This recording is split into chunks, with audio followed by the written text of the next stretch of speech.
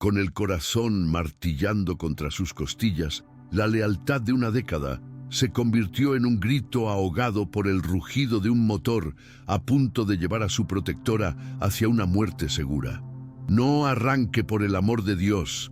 Él cortó los frenos. Fue el alarido desesperado que intentó atravesar el cristal blindado de la realidad.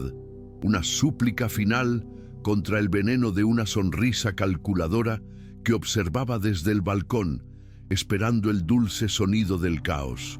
Sofía sintió el peso del silencio de la mansión en las afueras de la Ciudad de México como una losa sobre sus hombros.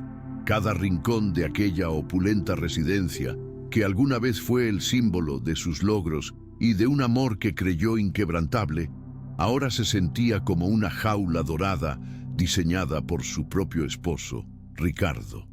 La discusión de esa mañana no había sido más que la culminación de meses de una frialdad cortante, de desprecios velados y de una ambición desmedida que había comenzado a devorar al hombre con el que se casó. Las palabras de Ricardo, cargadas de un veneno sutil pero letal, resonaban en su mente, recordándole que para él, ella ya no era una socia, una compañera, sino un obstáculo en su camino hacia el control total del imperio que habían construido juntos, un imperio que, irónicamente, nació del ingenio y la visión de ella. La decisión de marcharse a la ciudad fue impulsiva, una reacción visceral a la humillación. Necesitaba aire, un respiro de la atmósfera asfixiante que Ricardo había creado. Mientras caminaba por el largo pasillo de mármol hacia la entrada principal, sus tacones resonaban con una furia contenida. No se trataba solo de la discusión, sino del patrón de comportamiento que había emergido. La forma en que él la menospreciaba frente a los socios, cómo desautorizaba sus decisiones en la empresa y, lo más doloroso, cómo trataba al personal de servicio, gente leal como Elena, con un desdén que rayaba en la crueldad. Sofía agarró las llaves de su auto del cuenco de plata sobre la consola, ignorando deliberadamente la mirada fría de Ricardo, que la seguía desde la biblioteca, una mirada que prometía consecuencias. Mientras tanto, en el ala de servicio, Elena, la gobernanta que había servido a la familia de Sofía desde mucho antes de que Ricardo entrara en escena, sentía un nudo de angustia en el estómago. Llevaba más de 20 años con ellos, primero sirviendo a los padres de Sofía y luego a ella. Había visto a Sofía crecer, convertirse en una mujer brillante y exitosa, y también la había visto enamorarse perdidamente de Ricardo, un hombre cuyo encanto siempre le pareció una fachada. Elena era una mujer de pocas palabras, pero de una observación aguda. En las grandes casas, uno aprende que el silencio es una herramienta de supervivencia, que las paredes no solo tienen oídos, sino también memoria, y que la discreción es la forma más alta de lealtad. Esa mañana, mientras pulía la plata en el comedor adyacente a la biblioteca, un trabajo que le permitía estar cerca sin ser vista, escuchó la voz de Ricardo. No era el tono meloso que usaba en público, ni el tono condescendiente que usaba con Sofía. Era una voz gélida, desprovista de toda emoción, la voz de un depredador cerrando un trato. Hablaba por teléfono, y aunque sus palabras eran susurradas, la puerta entreabierta de la biblioteca actuó como una concha acústica. Frases sueltas llegaron a sus oídos, fragmentos de una conversación que helaron la sangre en sus venas. El plan está en marcha, un accidente lamentable. Los frenos no responderán en la bajada a la autopista. Elena se quedó petrificada, con el paño de pulir suspendido en el aire. Al principio su mente se negó a procesar la información. ¿Un malentendido? ¿Una película? Pero entonces la frase final, pronunciada con una claridad aterradora, destrozó cualquier atisbo de duda.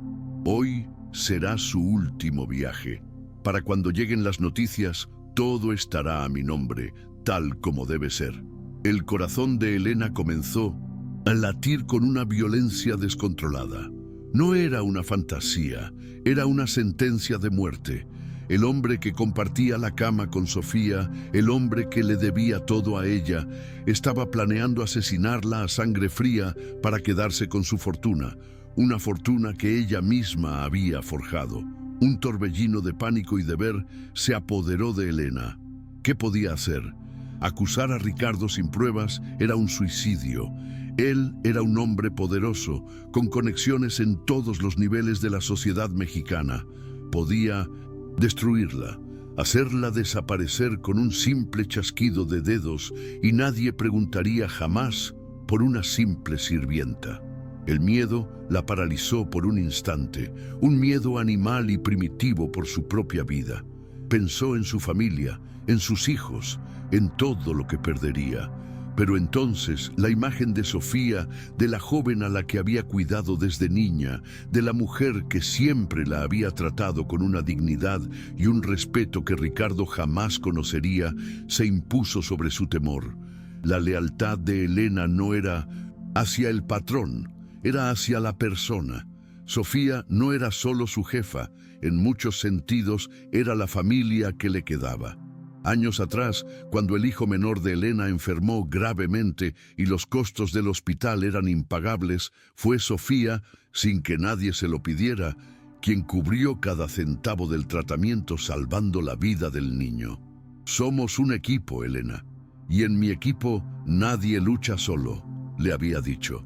Esas palabras se habían grabado en su alma. Devolver ese favor no era una opción, era una obligación sagrada. El miedo seguía ahí, pero ahora estaba eclipsado por un sentido de urgencia abrumador. Tenía que advertirle. En ese preciso momento, vio a través de la ventana del comedor a Sofía caminando con paso decidido hacia el garaje. Llevaba las llaves del Mercedes en la mano, el auto potente y pesado que Ricardo le había regalado en su último aniversario. Un regalo que ahora entendía como parte del siniestro plan. No había tiempo para pensar, no había tiempo para dudar. Elena soltó el paño, que cayó al suelo sin hacer ruido, y corrió. Corrió como nunca antes en su vida, con los pulmones ardiendo y el pánico arañando su garganta. Salió por la puerta de servicio, cruzando el impecable césped del jardín, un atajo desesperado para interceptarla antes de que llegara al portón principal. Gritó su nombre una y otra vez. «¡Señora Sofía, espere!» Pero su voz era un hilo frágil contra la inmensidad de la finca y el sonido del motor del auto que ya estaba en marcha. Sofía, inmersa en su propia tormenta de ira y dolor, había subido al coche y encendido la música, un escape ruidoso de los demonios que la perseguían dentro de la casa. Elena sintió una punzada de desesperación al ver que el coche comenzaba a moverse lentamente por el camino de adoquines que conducía a la salida. Estaba a punto de perderla. No podía permitirlo. Tenía que hacer algo, cualquier cosa, para detenerla. Con un último estallido de adrenalina, Elena se lanzó hacia adelante, agitando los brazos frenéticamente. Esta vez, su movimiento desesperado captó la atención de Sofía. A través del espejo retrovisor, vio la figura de su gobernanta corriendo como una loca, con el rostro desencajado por el pánico. La extrañeza de la escena fue suficiente para que su pie instintivamente pisara el freno. El Mercedes se detuvo con una suave sacudida a pocos metros del gran portón de hierro forjado. Sofía bajó la ventanilla, una mezcla de confusión y molestia en su rostro. «Elena, ¿qué demonios te pasa? ¿Te has vuelto loca?», preguntó, su voz todavía teñida por la irritación de su pelea con Ricardo. Elena llegó junto a la ventanilla, jadeando, con las manos apoyadas en las rodillas, luchando por recuperar el aliento. Las palabras no le salían, solo sonidos ahogados por el esfuerzo y el miedo. Sofía la miró con impaciencia, asumiendo que se trataba de algún problema doméstico, alguna emergencia trivial que no podía esperar. «¿Qué es tan importante? Habla de una vez, mujer, que tengo prisa», dijo, su tono más duro de lo que pretendía. Pero al ver las lágrimas que comenzaban a brotar en los ojos de Elena, una oleada de inquietud comenzó a reemplazar su enojo. Algo muy grave estaba sucediendo. Finalmente, Elena levantó la cabeza. Su mirada suplicante y aterrada se clavó en la de Sofía. «No acelere», logró articular con un hilo de voz temblorosa. «Por lo que más quiera, no salga de esta casa. Conozco su plan. Su esposo, el señor Ricardo». Él cortó los frenos. El silencio que siguió fue denso, pesado, casi tangible. Las palabras de Elena flotaron en el aire entre ellas, tan monstruosas, tan inverosímiles, que la mente de Sofía se negó a aceptarlas. Miró el rostro honesto y aterrorizado de la mujer que la había cuidado toda su vida y luego, casi por reflejo, su mirada se desvió hacia la mansión. Y allí, en el balcón del segundo piso, estaba Ricardo. Observaba la escena con una calma escalofriante, con una leve sonrisa de satisfacción en los labios que no encajaba en absoluto con la situación. No había sorpresa en su rostro, no había preocupación, solo la fría expectación de un titiritero viendo a sus marionetas cumplir su papel. En ese instante, al ver esa sonrisa, la primera grieta de duda se abrió en la armadura de incredulidad de Sofía. La acusación de Elena era una locura, una demencia, pero la sonrisa de Ricardo era la de un demonio. «Elena, si esto es una especie de broma macabra, te juro que no tiene ninguna gracia», replicó Sofía, intentando aferrarse a la lógica, a la racionalidad, aunque su voz temblaba traicioneramente. Su corazón había comenzado a latir con un ritmo errático y doloroso. Buscó en su mente una explicación alternativa. Tal vez Elena había oído mal. Tal vez estaba resentida con Ricardo por algún maltrato y estaba inventando una historia para causarle problemas. Pero la lealtad inquebrantable de Elena durante más de 2 décadas se alzaba como un muro contra esa posibilidad. Ella nunca, jamás haría algo así. Elena negó con la cabeza con una fuerza desesperada. Sus lágrimas ahora corrían libremente por sus mejillas. Se aferró al borde de la ventanilla como si temiera que Sofía pudiera acelerar en cualquier momento. «Escuché todo, señora. Estaba hablando por teléfono en la biblioteca. Planea que usted muera en la carretera, que parezca un accidente. Dijo que así todo quedará en sus manos», añadió, repitiendo las palabras exactas que se habían grabado a fuego en su memoria. Esa frase, «todo quedará en sus manos», fue como una descarga eléctrica para Sofía. Era la quinta esencia de Ricardo, el resumen perfecto de la ambición que lo consumía. La sangre de Sofía se heló. No era una ingenua. Había sido testigo de la crueldad de Ricardo en los negocios, de su capacidad para manipular y destruir a cualquiera que se interpusiera en su camino. Recordó incidentes que había preferido ignorar. Un socio arruinado tras una desafortunada filtración de información. Un competidor que se retiró misteriosamente tras recibir amenazas veladas. Siempre había racionalizado su comportamiento como una agresividad necesaria en el mundo empresarial, una faceta oscura que él reservaba para sus enemigos. Nunca, ni en sus peores pesadillas, imaginó que él pudiera dirigir esa misma crueldad calculadora hacia ella. Intentando mantener el control, Elena trató de abrir la puerta del coche, un gesto instintivo para sacar a Sofía de la trampa mortal. Pero Sofía, todavía atrapada en un torbellino de shock y negación, la detuvo con un gesto. Su mirada recorrió el lujoso tablero del coche, el cuero cosido a mano, la madera pulida, los indicadores digitales. Buscaba una prueba visible del sabotaje, una señal de que la pesadilla era real, pero todo parecía normal, perfecto, letalmente perfecto. El auto era una tumba elegante y silenciosa, esperando a que ella misma girara la llave de su propia destrucción. El guardia de seguridad en la caseta del portón, un hombre corpulento llamado Mateo, que llevaba años Trabajando para ellos, observaba la extraña interacción con creciente curiosidad.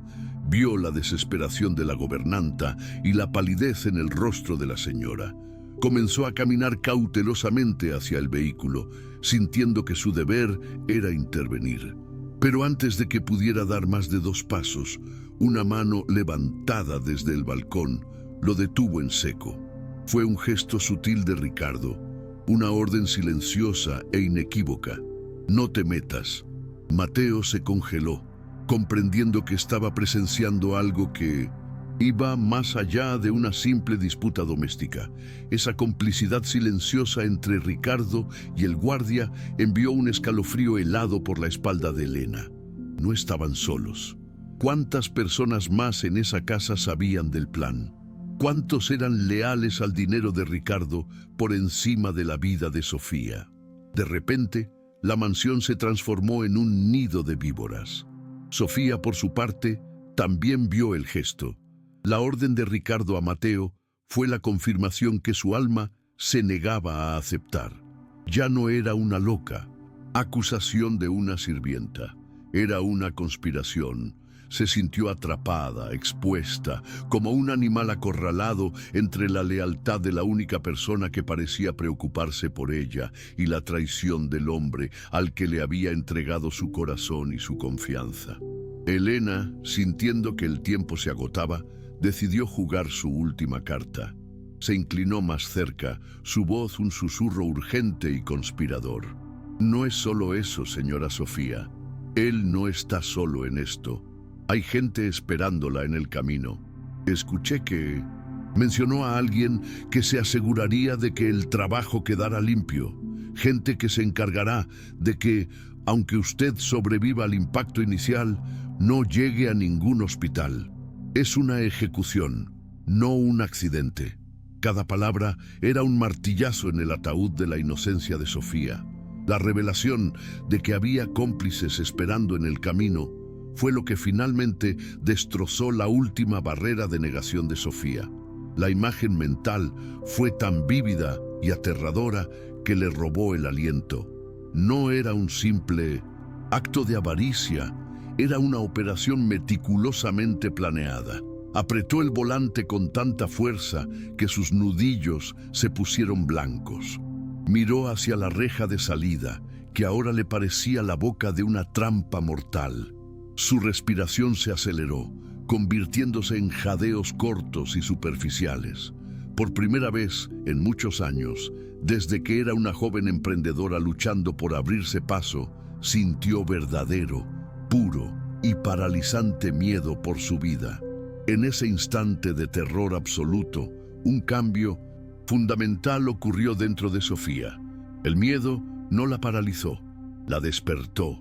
La mujer de negocios astuta y tenaz que había estado latente bajo capas de complacencia conyugal resurgió con una furia helada.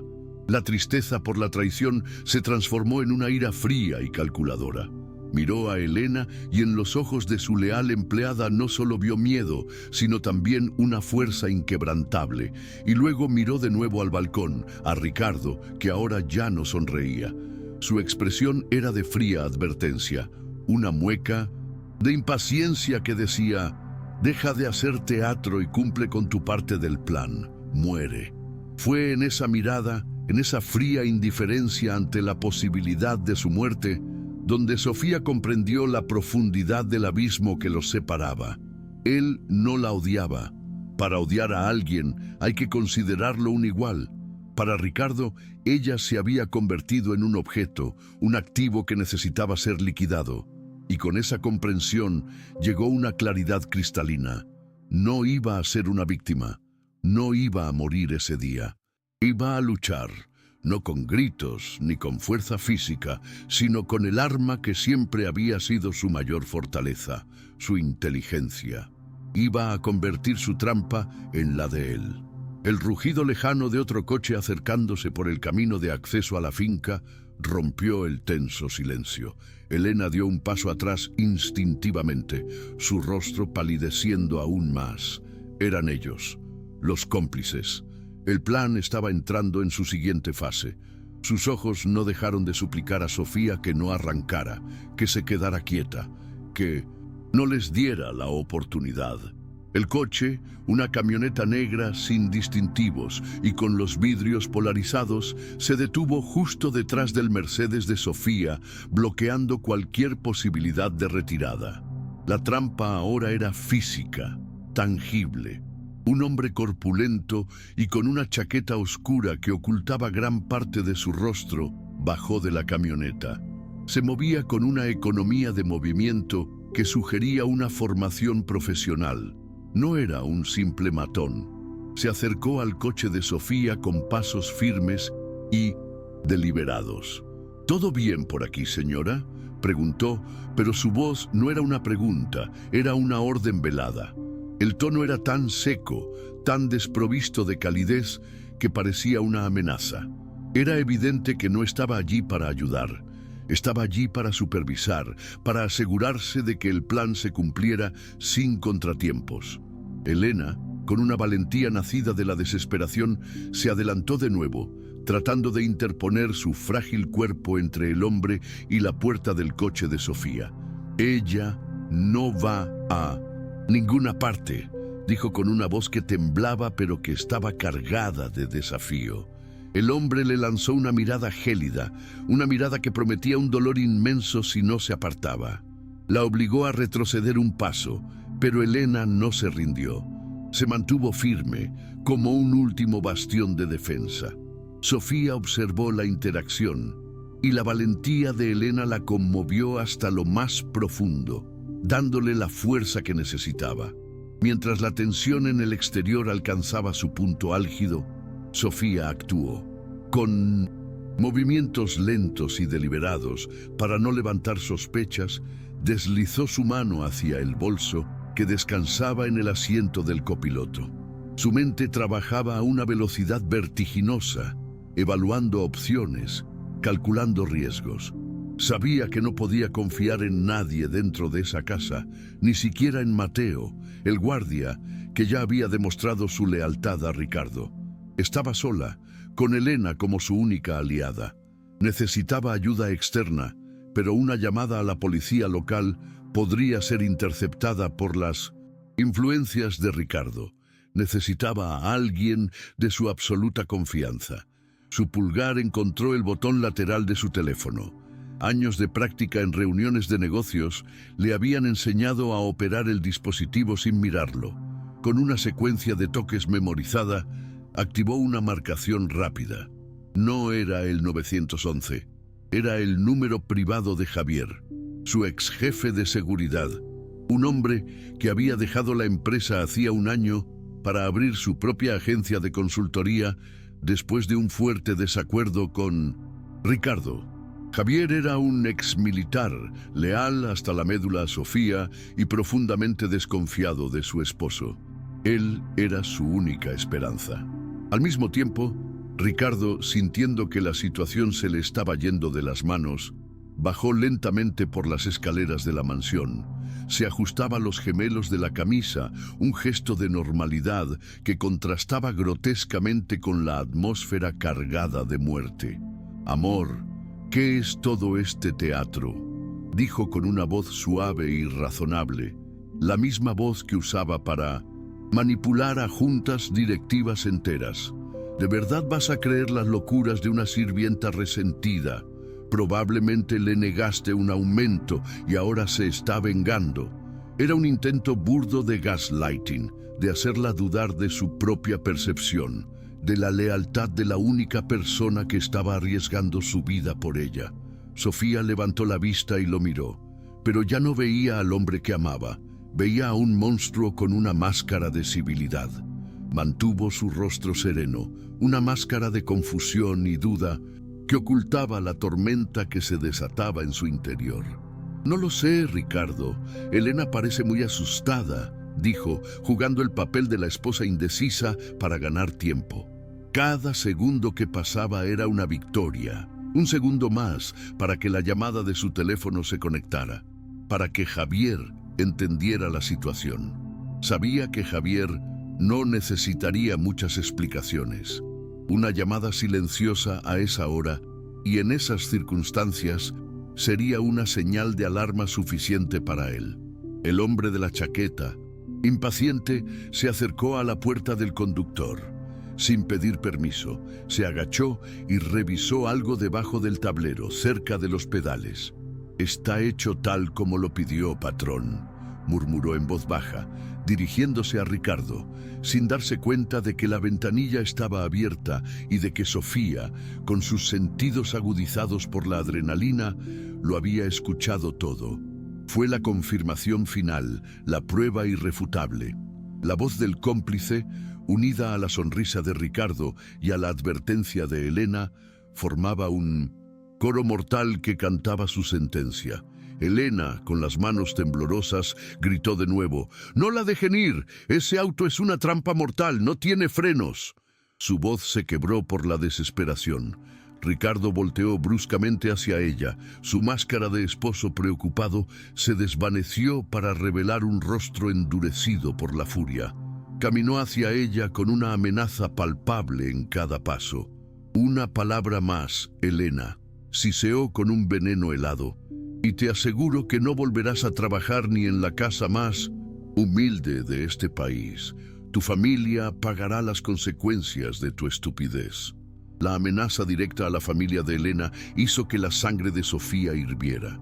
Ricardo había cruzado una línea de la que no había retorno. El mundo se le desmoronaba, pero en medio de las ruinas encontraba una nueva fuerza.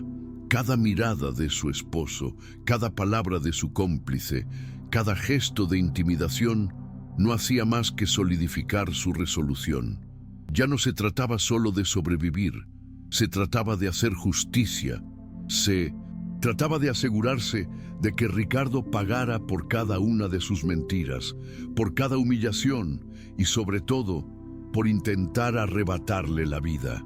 El hombre de la chaqueta se inclinó de nuevo hacia la ventanilla de Sofía, esta vez con una sonrisa torcida y llena de desprecio.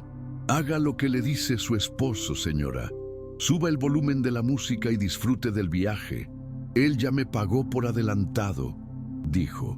Su voz era una burla cruel. La frase «disfrute del viaje» resonó en la mente de Sofía como el epitafio que ellos habían escrito para ella. Comprendió entonces que ya no era solo una conspiración de asesinato, era una ejecución programada, y todos los presentes, excepto Elena, eran sus verdugos o sus espectadores. Elena, ignorando las amenazas de Ricardo, dio un paso desesperado hacia Sofía, rompiendo la barrera del miedo. «Señora, por el amor que le tenía a su madre, por todo lo que hemos vivido juntas, créame, si arranca este coche, no llegará ni a la esquina. Hágame caso, por una sola vez en su vida, escuche a alguien que no sea él». Su voz era una súplica desesperada, pero también una orden cargada de una verdad ineludible.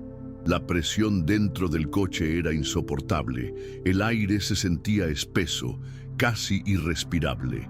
Ricardo, visiblemente molesto por la prolongación del drama, perdió la paciencia. «¡Basta!», gritó, su voz retumbando en el silencio tenso. «Se acabó este circo. Sofía, entra a la casa ahora mismo o aténganse a las consecuencias». Pero sus palabras ya no tenían poder sobre ella. No sonaban a preocupación, sino a un intento desesperado por recuperar el control absoluto de la situación, por forzarla a volver a la jaula donde podría manejarla. Fue entonces, en el apogeo de la confrontación, cuando el sonido de sirenas comenzó a oírse a lo lejos. El sonido era débil al principio, un gemido distante en el aire de la mañana, pero crecía rápidamente en intensidad. Una expresión de confusión cruzó el rostro de Ricardo. Esto no era parte del plan. Miró al hombre de la chaqueta, quien le devolvió una mirada de igual desconcierto. Elena levantó la vista, una chispa de esperanza naciendo en sus ojos llorosos. Sofía, sin embargo, mantuvo su rostro impasible, aunque por dentro una oleada de alivio casi la hizo desfallecer. Javier lo había logrado. Su mensaje silencioso había sido recibido y entendido. En cuestión de segundos, 2 patrullas de la Policía Federal, no la policía local corruptible, se detuvieron abruptamente en la entrada, bloqueando la salida de la camioneta negra. De los vehículos bajaron varios agentes de élite, armados y con chalecos antibalas, moviéndose con una eficiencia y una disciplina que dejaron claro que no estaban allí para una simple llamada de rutina. Un hombre de traje oscuro, que se identificó como el inspector Morales, tomó el mando de la situación. Su mirada era penetrante y no dejaba lugar a dudas sobre su autoridad. Recibimos una llamada de emergencia creíble sobre un posible intento de homicidio en esta dirección, anunció con una voz firme que cortó el aire. La mirada de Ricardo se endureció aún más. Su rostro se convirtió en una máscara de indignación forzada, pero sus ojos delataban el pánico que comenzaba a apoderarse de él. Su plan, tan cuidadosamente tejido, tan meticulosamente planeado, comenzaba a desmoronarse de una manera espectacular e inesperada. El inspector se dirigió primero a Sofía, su tono profesional pero con un matiz de preocupación. «Señora, por su seguridad, necesito que baje del vehículo lenta y cuidadosamente», ordenó el inspector Morales. Sofía obedeció. Sus movimientos eran deliberadamente lentos. Cada paso que daba al salir del coche se sentía como un paso hacia una nueva vida, lejos de la sombra de Ricardo.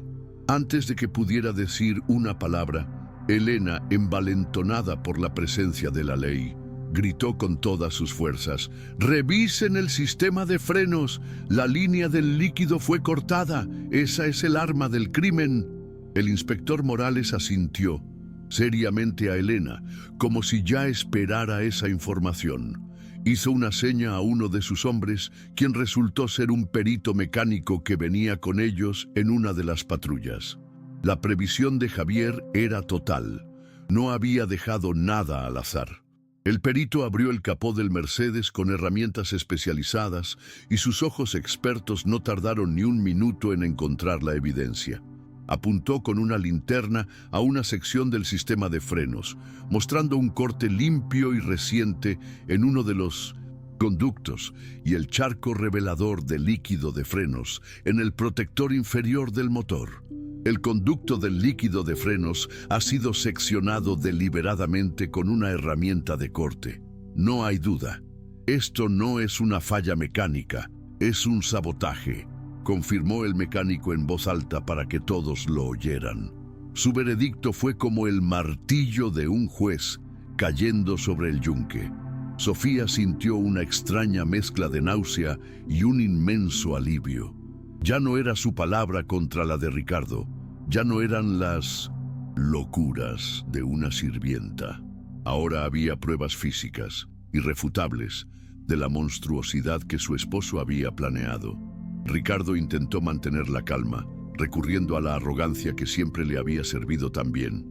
«Esto es ridículo, un completo absurdo», exclamó tratando de proyectar la imagen de un hombre falsamente acusado. «Cualquiera pudo haber hecho eso para incriminarme.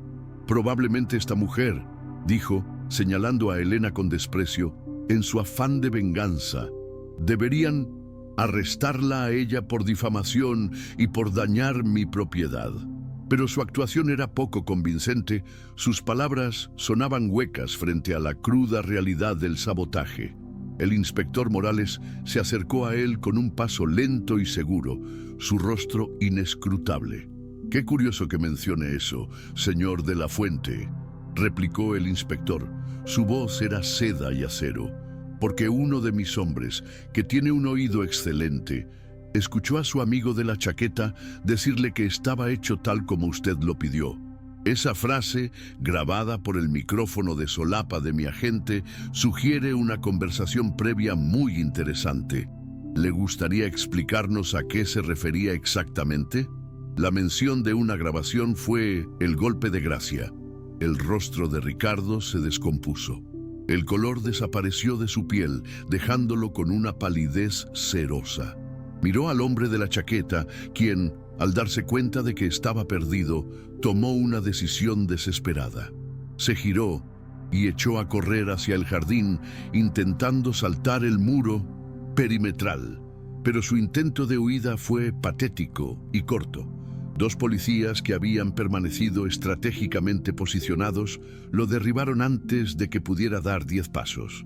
Lo esposaron con una eficiencia brutal, su breve momento de pánico terminado de forma humillante sobre el césped que tanto se había esmerado Sofía en cuidar. Elena dejó escapar un suspiro profundo, un sonido que pareció liberar toda la tensión y el miedo acumulados no solo esa mañana, sino durante años. Vio cómo la máscara de respetabilidad de Ricardo se rompía en 1000 pedazos, revelando al monstruo que se escondía debajo. Sus hombros, que habían estado tensos por la angustia, finalmente se relajaron.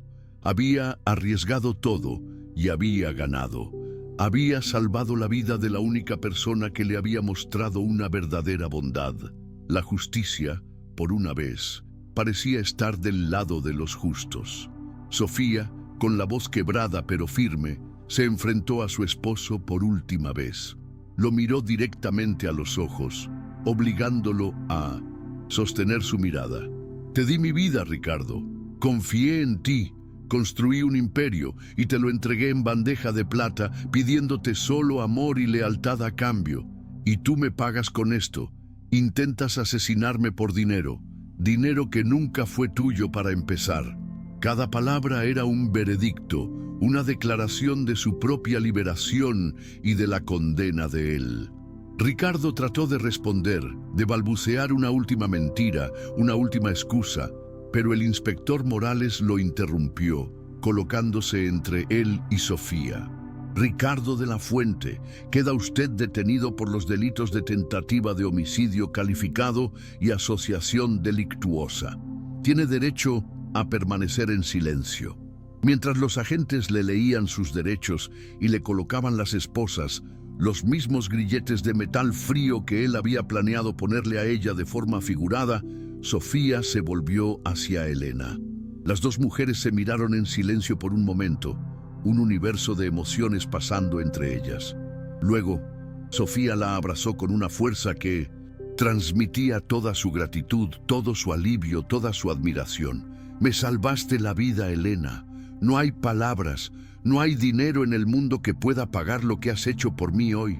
Las lágrimas que Sofía había contenido durante toda la prueba finalmente corrieron por sus mejillas, pero no eran lágrimas de tristeza, sino de catarsis y renacimiento. Elena le devolvió el abrazo, su rostro pequeño y arrugado, enterrado en el hombro de Sofía. «Usted ya me pagó hace muchos años, señora», respondió, con una sonrisa débil pero genuina. «Usted salvó a mi hijo. Me trató con una dignidad que gente como yo rara vez conoce. Hoy yo solo le devolví el favor, la vida por la vida». En ese momento, en medio del caos de las sirenas y los policías, la distinción entre patrona y empleada se disolvió. Eran solo dos mujeres que se habían salvado mutuamente, unidas por un lazo de lealtad más fuerte que cualquier traición. Horas más tarde, en la comisaría, Sofía relató cada detalle de los últimos meses, conectando los puntos que antes había ignorado. Las reuniones secretas de Ricardo, las transferencias de dinero inexplicables, su creciente crueldad. Su testimonio, combinado con la confesión del cómplice, que rápidamente traicionó a Ricardo para salvar su propio pellejo. Y la evidencia física construyó un caso tan sólido como una fortaleza. Se aseguró de que no quedara ni un solo resquicio legal por el que los abogados de Ricardo pudieran intentar colarse. El imperio que él había intentado robar sería la causa de su encarcelamiento por décadas. Al salir del edificio de la fiscalía, el sol de la tarde le pareció más brillante, el aire más limpio. Elena la esperaba pacientemente en el coche que Javier había enviado para ellas. Al verla, Sofía sintió una oleada de claridad. No solo había sobrevivido a un intento de asesinato, sino que se había liberado de una prisión emocional en la que había vivido durante años. Había visto la verdadera cara de la persona con la que compartía su vida y, aunque la visión era monstruosa, también era liberadora. La venda había caído de sus ojos para siempre. Se marcharon juntas de allí, dejando atrás no solo la comisaría, sino también la mansión y la vida que representaba. Sofía le dio instrucciones a Javier para que vendiera la propiedad inmediatamente. Nunca volvería a poner un pie en ese lugar. No era un hogar, era la escena de un crimen, un mausoleo de un amor falso. Mientras se alejaban, Sofía tomó la mano de Elena. A partir de hoy, no trabajarás un día más en tu vida, a menos que quieras hacerlo. Tú y tu familia tendrán todo lo que necesiten. Pero más que eso, Elena, quiero que seas mi socia. Tu lealtad y tu valentía valen más que cualquier ejecutivo con un MBA. Elena la miró, sus ojos abiertos por la sorpresa y la emoción. ¿Socia? Pero señora, yo solo soy... Sofía la interrumpió suavemente. Tú eres la persona más valiente y honorable que conozco. Voy a reconstruir mi empresa desde los cimientos y solo quiero a mí lado a gente en la que pueda confiar mi vida, y tú ya has demostrado que puedes hacerlo. Por primera vez en muchos años, una sonrisa genuina y llena de esperanza iluminó el rostro de Sofía. No era el final de su historia, era el comienzo de una nueva, escrita en sus propios términos. En los meses siguientes, Sofía demostró ser tan formidable en la sala del tribunal y en la sala de juntas como lo había sido en el peor día de su vida.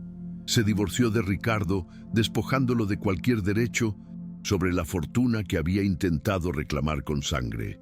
Usó su testimonio para asegurarse de que recibiera la sentencia máxima, garantizando que pasaría el resto de sus días tras las rejas, reflexionando sobre cómo la avaricia lo había llevado a perderlo todo.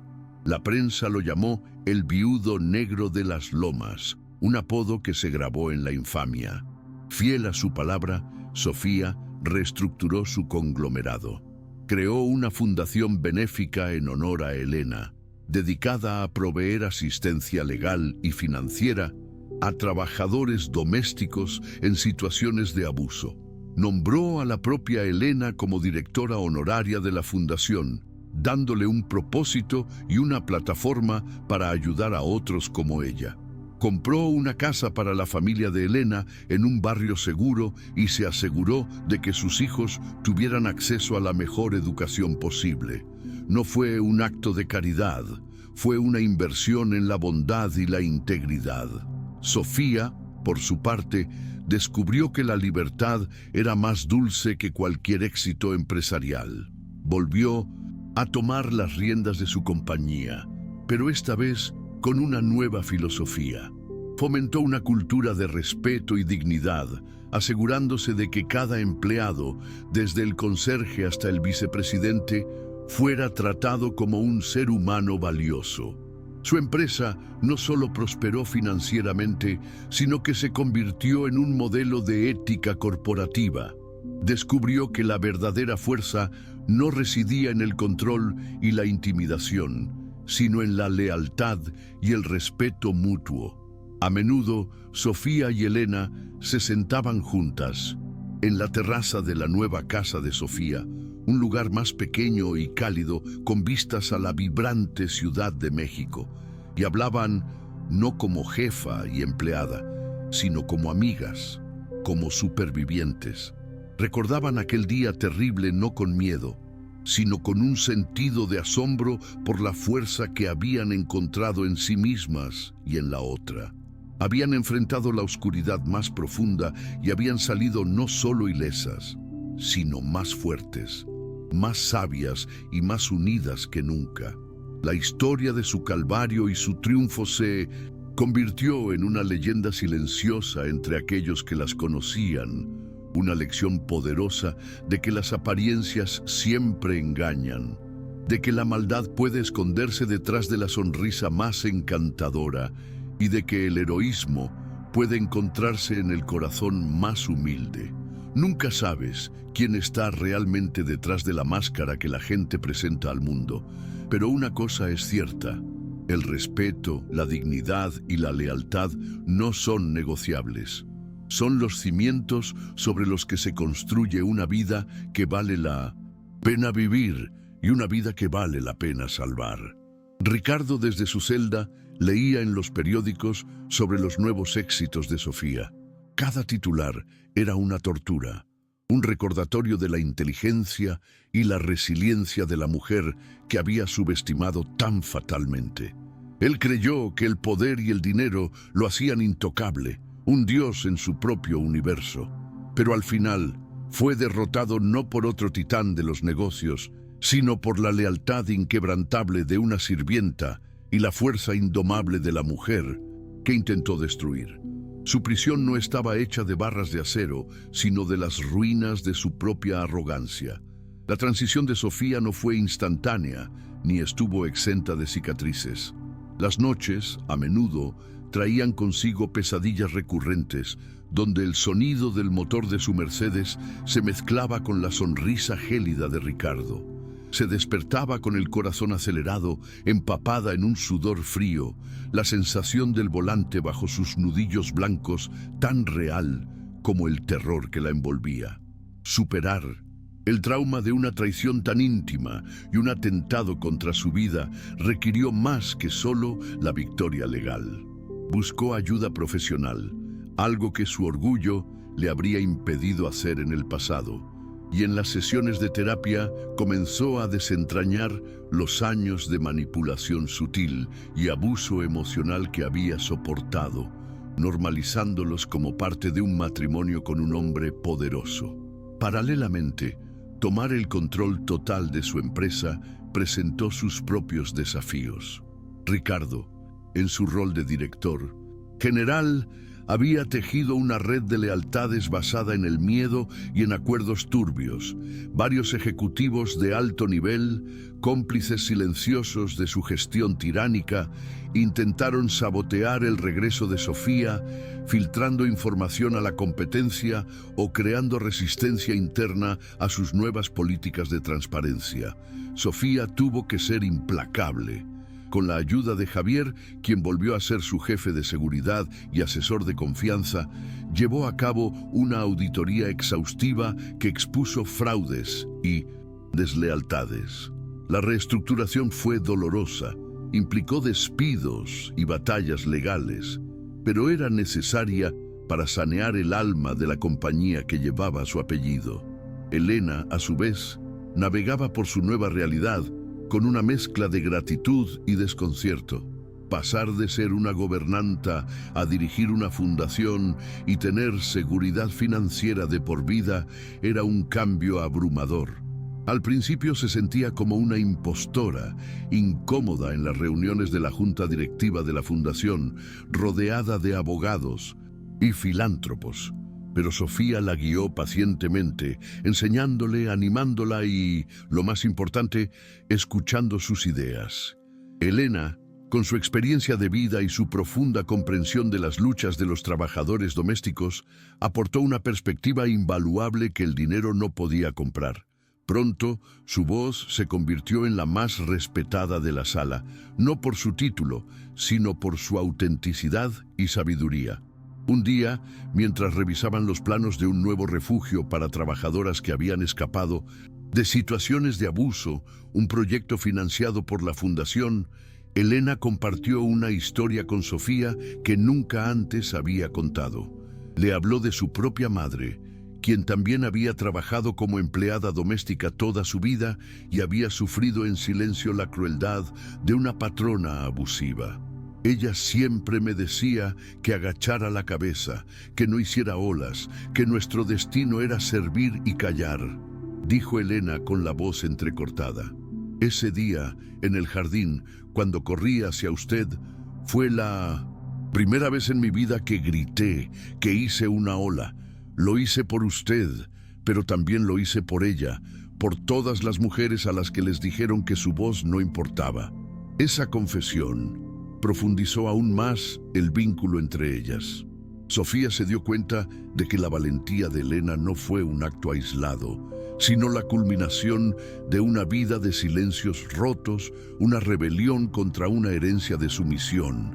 Comprendió que al salvarla, Elena también se estaba salvando a sí misma y honrando la memoria de su madre. Este entendimiento dio un nuevo significado a su misión compartida. Su trabajo ya no se trataba solo de caridad, sino de empoderamiento, de dar voz a los que no la tienen, de asegurarse de que ninguna otra persona tuviera que elegir entre su seguridad y su dignidad. La Fundación Elena Márquez se convirtió en un faro de esperanza en todo México. El juicio de Ricardo fue un circo mediático. Sus abogados intentaron pintar a Sofía como una mujer vengativa y a Elena como una empleada, manipuladora.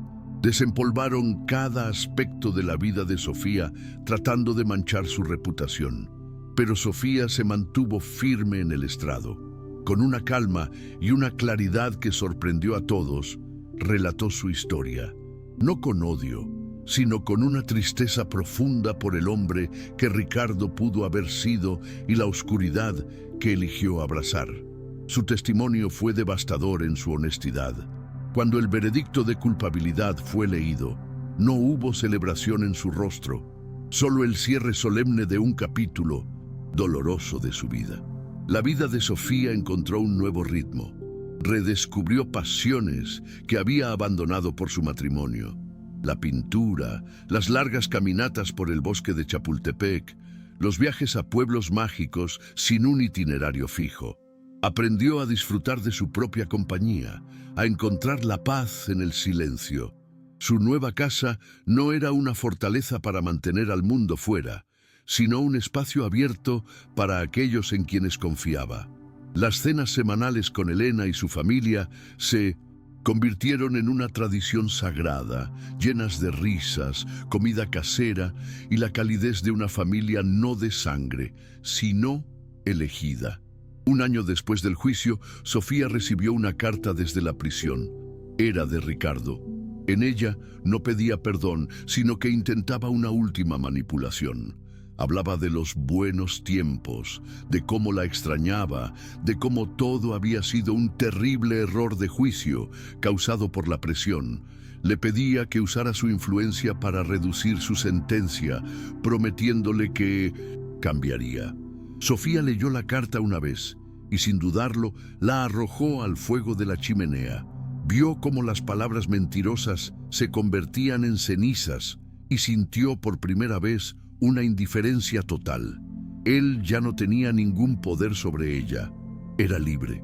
La historia de superación de Sofía se convirtió en una inspiración.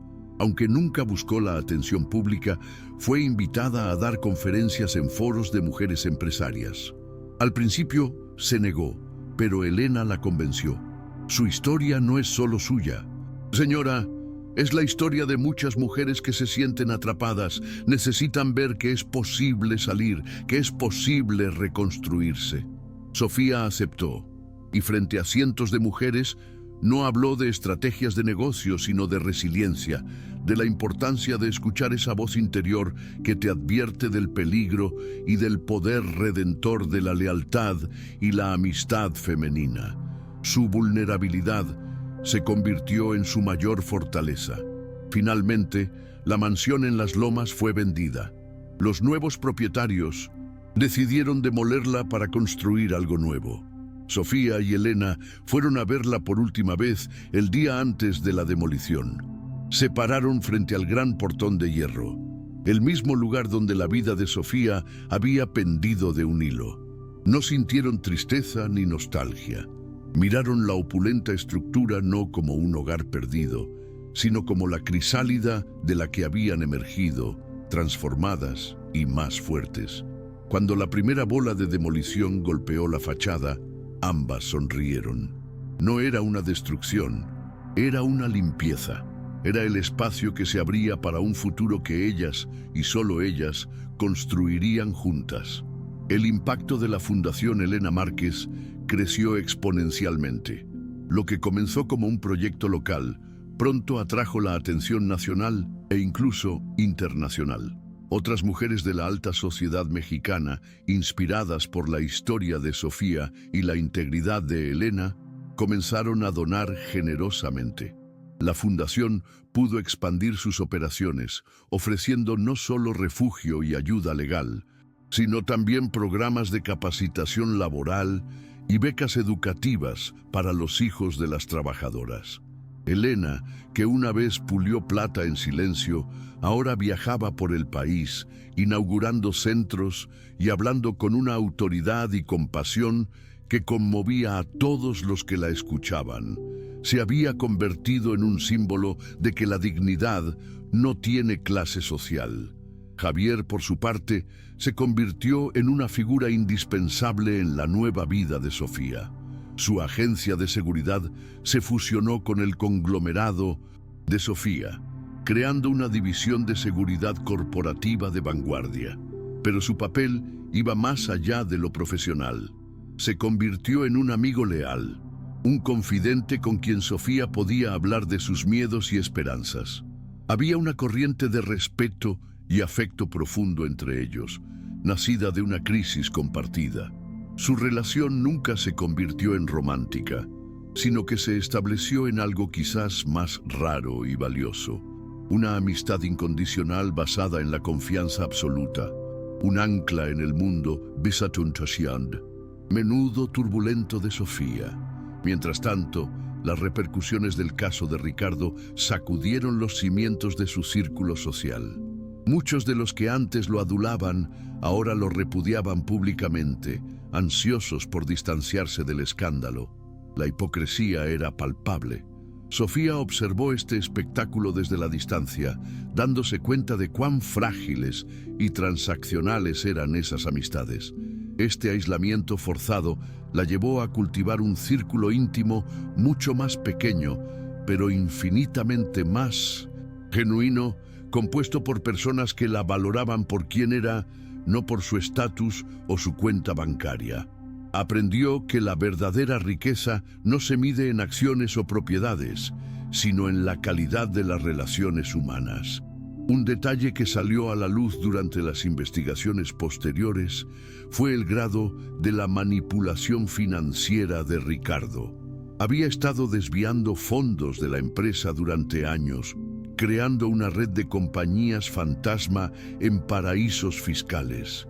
Estaba preparando su huida, planeando desaparecer con una fortuna malversada después de la muerte de Sofía.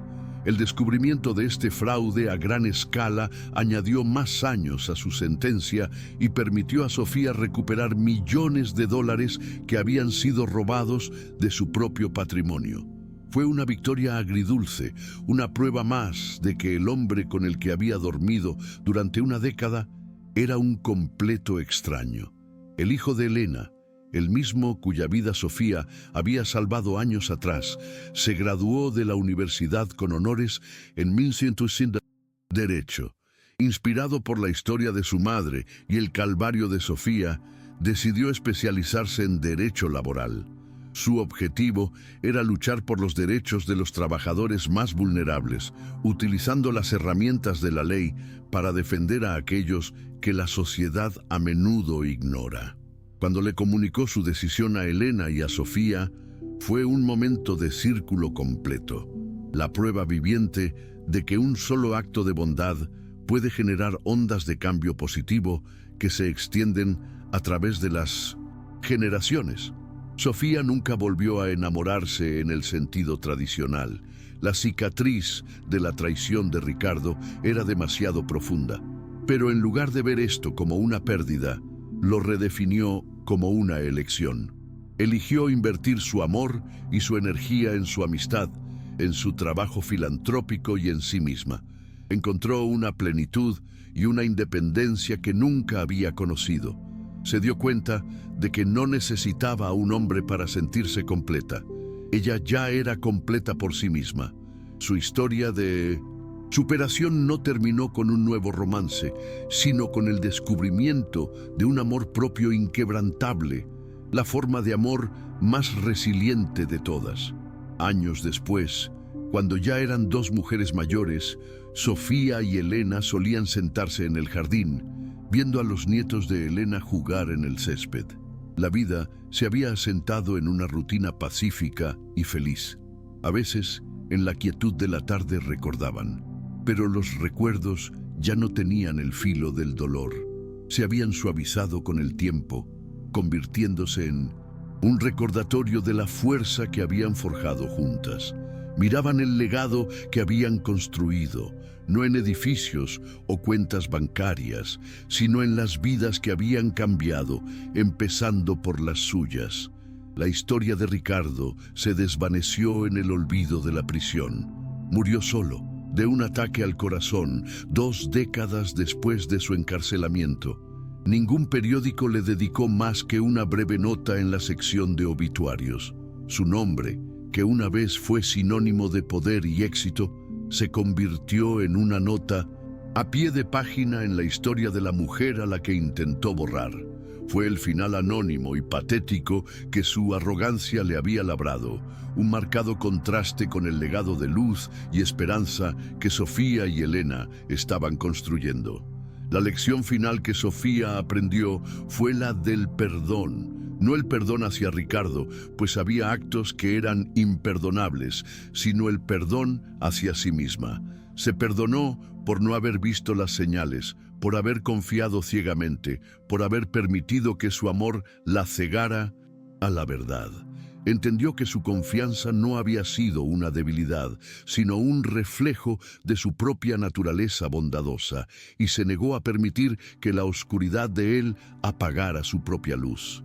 Perdonarse a sí misma fue el último paso para reclamar completamente su vida y su paz interior. La influencia de Sofía en el mundo empresarial mexicano trascendió su propia compañía.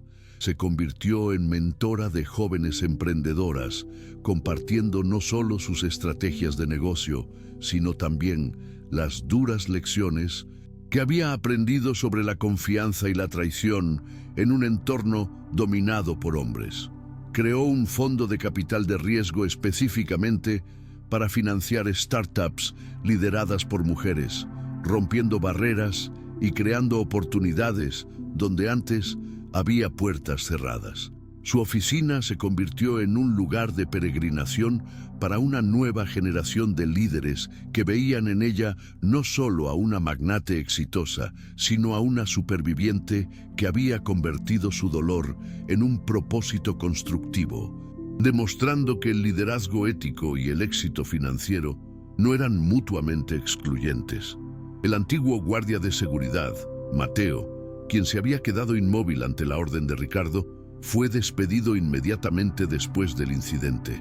Meses después, atormentado por la culpa, buscó a Elena.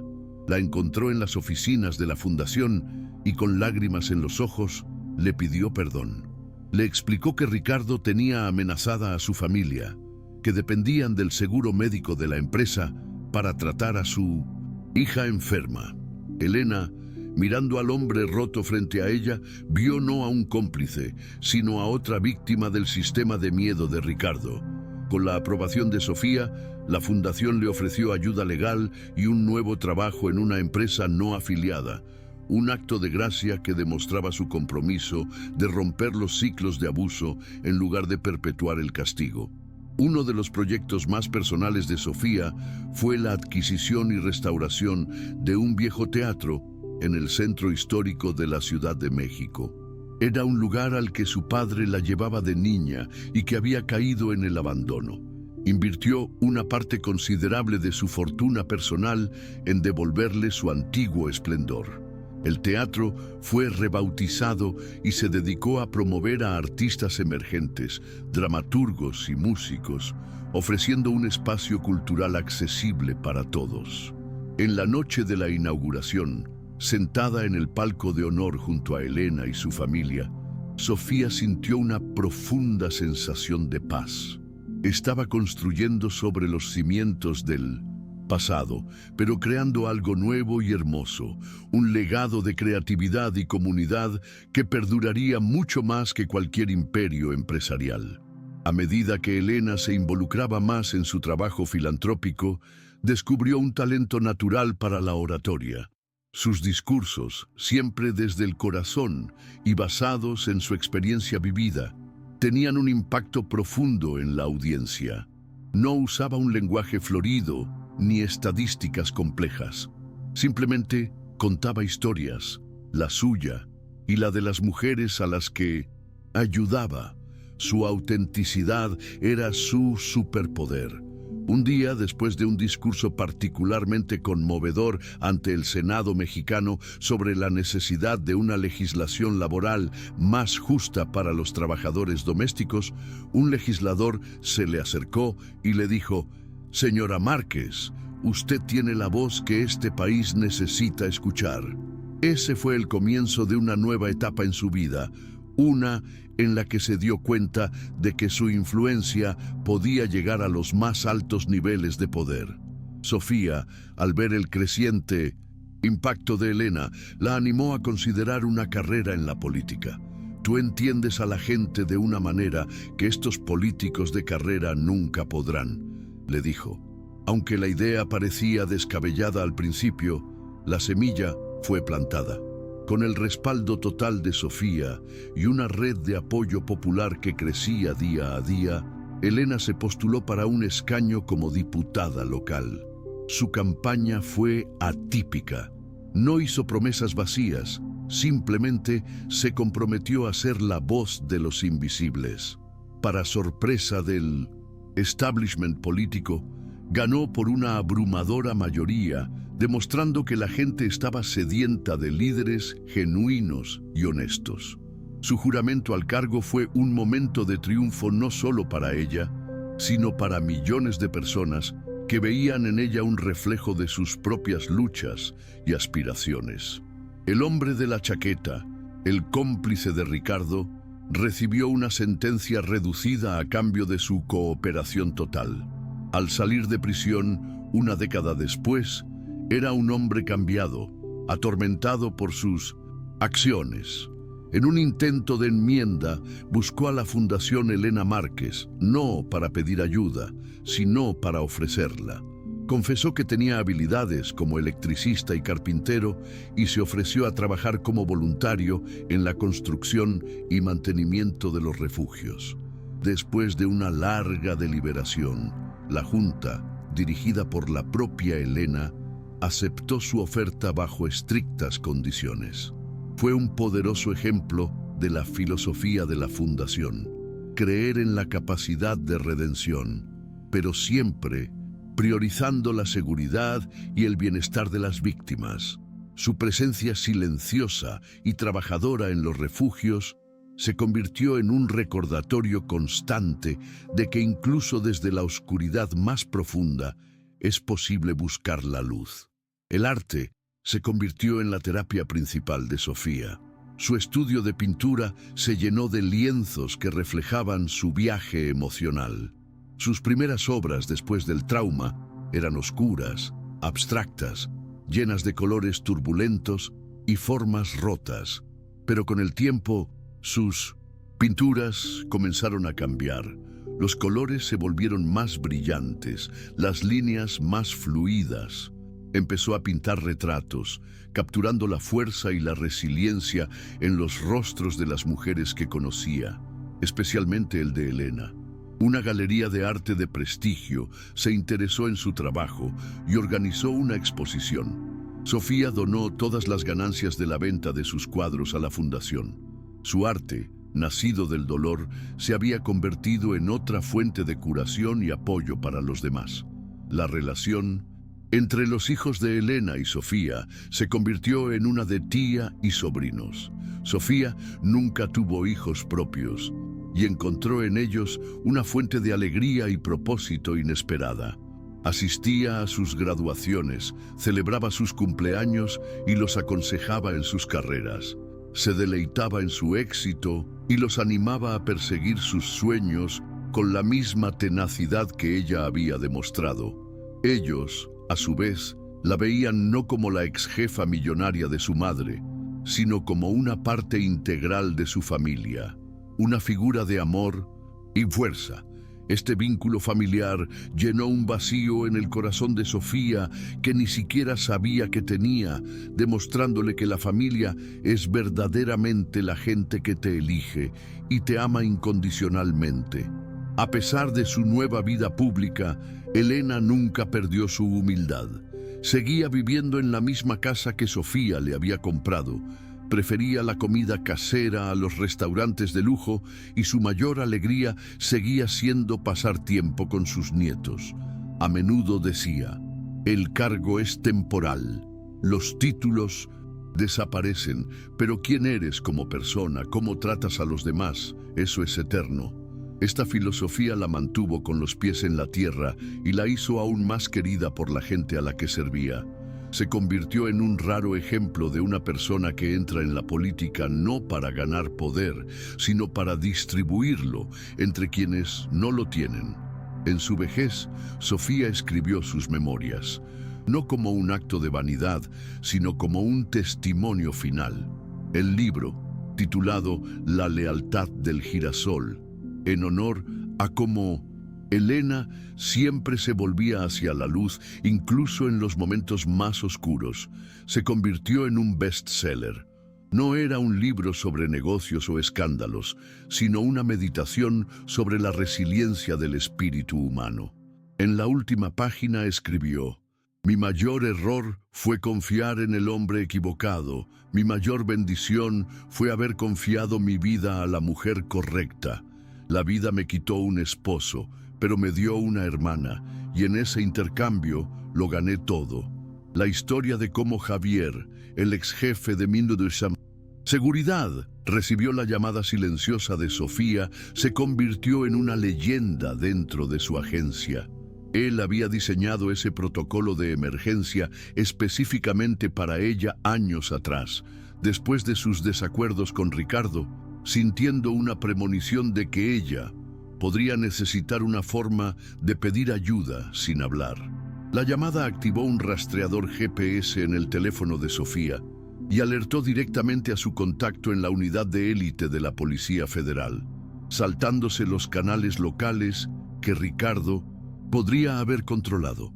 Fue un plan de contingencia, nacido de la desconfianza y la lealtad, una red de seguridad invisible que se activó en el momento exacto en que era necesaria. Este nivel de previsión y cuidado silencioso fue la base de la confianza inquebrantable que Sofía depositó en él por el resto de su vida. El Mercedes, que casi se convierte en el ataúd de Sofía, fue confiscado como prueba y finalmente enviado a un depósito judicial. Años después, cuando el caso estuvo completamente cerrado, se le notificó a Sofía que podía reclamarlo. Ella se negó. En cambio, dio instrucciones para que el coche fuera compactado hasta convertirse en un cubo de metal inútil y luego reciclado. Para ella, era un acto simbólico crucial. No quería que ninguna parte de esa trampa mortal siguiera existiendo en el mundo. Ver la fotografía del coche reducido a chatarra fue un acto final de cierre.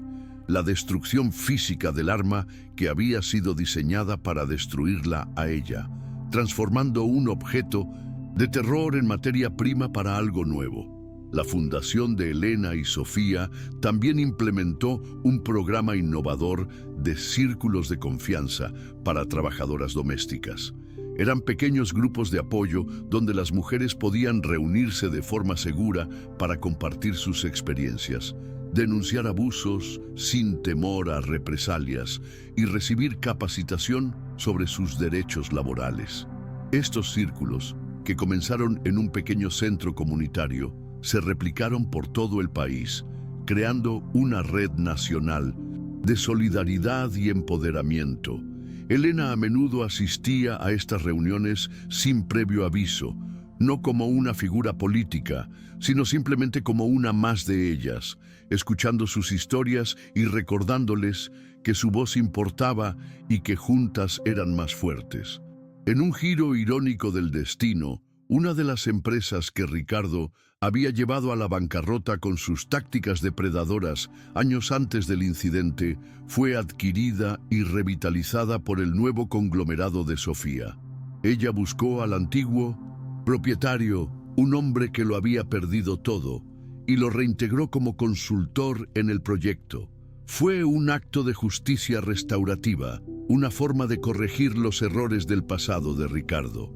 La noticia de esta acción resonó en la comunidad empresarial, consolidando la reputación de Sofía no solo como una líder astuta, sino como una persona de principios que creía en la reparación del daño causado por otros, fortaleciendo aún más su legado. Con el tiempo, Sofía se aficionó a la jardinería. En el terreno de su nueva casa, diseñó y cultivó un jardín exuberante lleno de flores nativas de México. Cada planta, decía, le enseñaba una lección: la resistencia de los cactus, la belleza efímera de las dalias, la forma en que los girasoles seguían al sol. Su jardín se convirtió en su santuario, un lugar para la meditación y la conexión con la tierra. A menudo, Elena se unía a ella, y las dos mujeres pasaban horas en silencio, cuidando las plantas, una metáfora perfecta de cómo habían cuidado la una de la otra, y habían cultivado una nueva vida a partir de un terreno que una vez pareció estéril y devastado por la traición.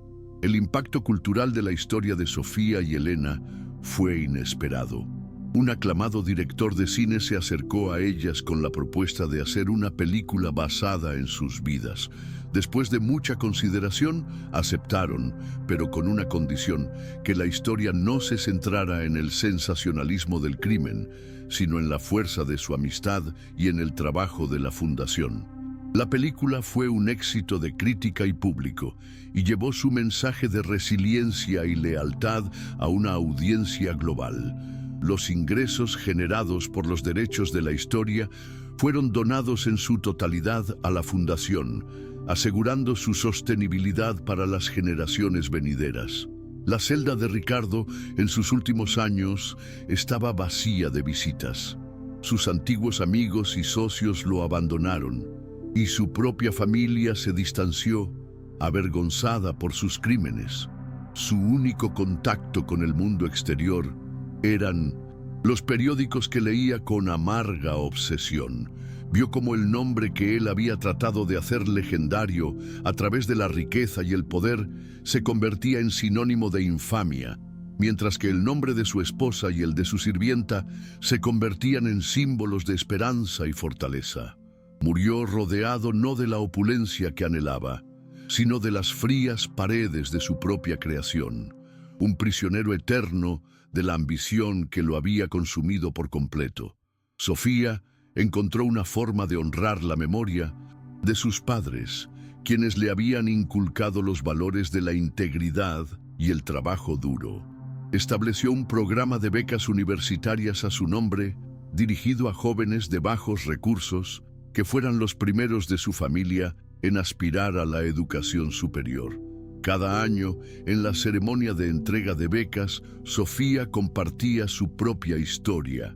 No la parte del trauma, sino la parte de la superación, enfatizando que el verdadero éxito no radica en de dónde vienes, sino en la perseverancia, la bondad y la determinación de crear un futuro mejor, no solo para uno mismo, sino para la comunidad.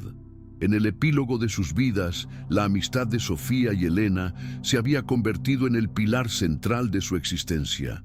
Habían navegado juntas por las tormentas más feroces y habían celebrado las alegrías más sencillas. Habían demostrado al mundo que la lealtad no entiende de clases sociales y que la fuerza más grande puede surgir de los lazos que forjamos en la adversidad. Su legado no estaba escrito en piedra ni en placas de bronce, sino en las innumerables vidas que habían tocado, en la red de apoyo que habían tejido y en el ejemplo perdurable de dos mujeres que, enfrentadas a la traición más oscura, eligieron la luz, la dignidad y sobre todo, la una a la otra.